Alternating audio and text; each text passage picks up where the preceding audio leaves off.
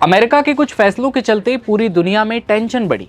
भारी भरकम टैरिफ लगाने के बाद भारत, चीन और रूस के साथ अमेरिका के रिश्तों में तनाव भी देखा गया। ऐसे में अब बात भारत का क्या स्टैंड होगा। ट्रंप बार बार टैरिफ बम फोड़कर एक के बाद एक धमकी देते आ रहे हैं। इधर इंडिया यूएस ट्रेड डील भी अपने अंजाम तक पहुंचती नजर नहीं आती। ऐसे में अब भारत ने एक बड़ी रणनीति बनाई है। आम शब्दों में कहूं तो अमेरिका का इलाज कैसे करना है, इसके लिए भारत अब आगे कदम बढ़ा रहा है। भारत के मुख्य आर्थिक सलाहकार वी अनंत नागेश्वरन ने ऐसे करीब 10 एरियाज की पहचान की है जिनका स्वदेशीकरण अब किया जाना बहुत जरूरी है। इतना ही नहीं, उन्होंने मुख्य 5 क्लस्टर भी डेवलप करने की बात की है। भारत के इस बड़े कदम का जिक्र तब हुआ है जब अमेरिका के राष्ट्रपति डोनाल्ड ट्रंप साहब टैरिफ को हथियार बनाकर पूरी दुनिया को धमका रहे हैं। द इकोनॉमिक टाइम्स की एक रिपोर्ट के मुताबिक मुख्य आर्थिक सलाहकार वी अनंत नागेश्वरन ने जिन 5 क्लस्टर्स के बनाए जाने की बात कही, उनमें से एक है सेमीकंडक्टर्स और डिफेंस मैन्युफैक्चरिंग, जहां पर वास्तविक रणनीति गैप है। इस दिशा में बहुत काम किए जाने की अब जरूरत है। बताया यह भी गया कि ट्रंप टैरिफ भारत के लिए जरूरी कई चीजों पर चीन की एक्सपोर्ट लाइसेंसिंग और यूरोपीय यूनियन के कार्बन बॉर्डर एडजस्टमेंट मैकेनिज्म का हवाला देते हुए नागेश्वरम कहते हैं कि स्वदेशी को एक पॉलिसी इंस्ट्रूमेंट बनना चाहिए, खासकर तब जब व्यापार अब आपसी नहीं रहे, बाजार अब न्यूट्रल नहीं रहे और सप्लाई चेन किसी देश की ताकत के हथियार बन गए हैं। अब आपको यहाँ ये समझना चाहिए कि ट्रंप भी बार बार इसी को हथियार बनाते रहे हैं और इसी दम पर टैरिफ बम फोड़ते रहे। नागेश्वरन ने आत्मनिर्भर भारत और स्वदेशी इंटेलिजेंट इंपोर्ट सब्स्टिट्यूशन पर आयोजित एक खास सत्र में आत्मनिर्भरता के लिए 3 सिद्धांतों का प्लान बताया।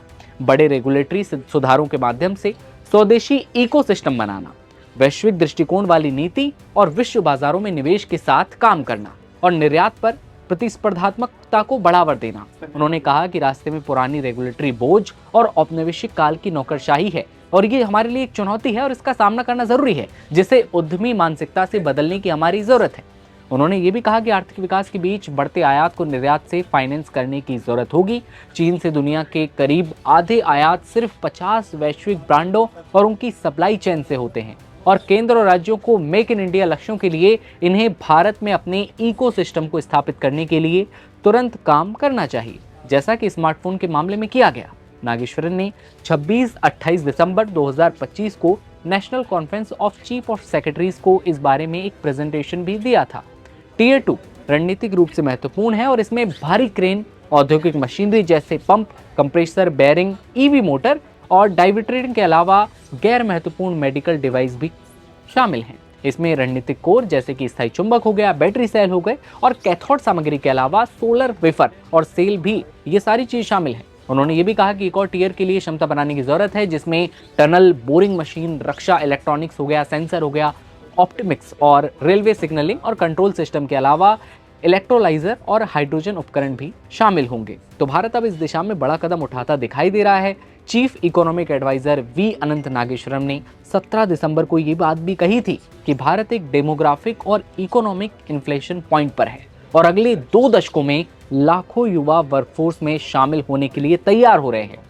ऐसे में हायर एजुकेशन एक अहम भूमिका निभाएगी। उन्होंने साफ कहा, ये डेमोग्राफिक डिविडेंड ग्रोथ को बढ़ाने वाला बनेगा या सोशल तनाव का कारण, ये काफी हद तक हमारे हायर एजुकेशन सिस्टम की क्वालिटी, प्रासंगिकता और अनुकूलन क्षमता पर निर्भर करेगा।